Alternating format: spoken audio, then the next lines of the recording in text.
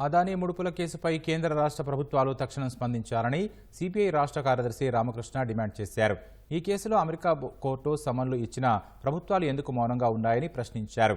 గుజరాత్లో యూనిట్ 1.99 రూపాయలకు కొనేందుకు ఒప్పందం చేసుకుంటే ఏపీలో మాత్రం యూనిట్ 2.49 రూపాయలకు కొనేందుకు ఒప్పందం చేసుకోవడం కుట్ర కాదా అని నిలదీశారు.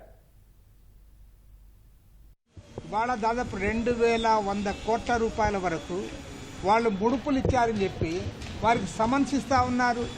ఎక్కడున్న వాళ్ళు అమెరికాలో ఉన్న కోర్టు ఇస్తూ ఉంది. మరి ఒక 1750 కోట్ల రూపాయలు ఇక్కడే మన ఆంధ్రప్రదేశ్ ప్రభుత్వంలో ఉన్న పెద్దలకు ముట్ట చెప్పారని చెప్తా ఉన్నారు.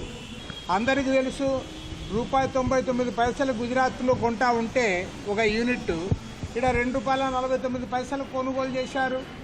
దాదాపు 1,00,000 కోట్ల రూపాయల భారాన్ని 25 ఏళ్ల పాటు ప్రజలపైన మోపబోయారు.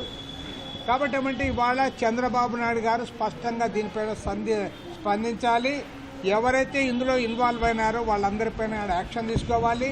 క్రిమినల్ కేసులు బుక్ చేయాలి. వాళ్ళందరినీ కూడా అరెస్ట్ చేసి జైల్లో పెట్టాలి.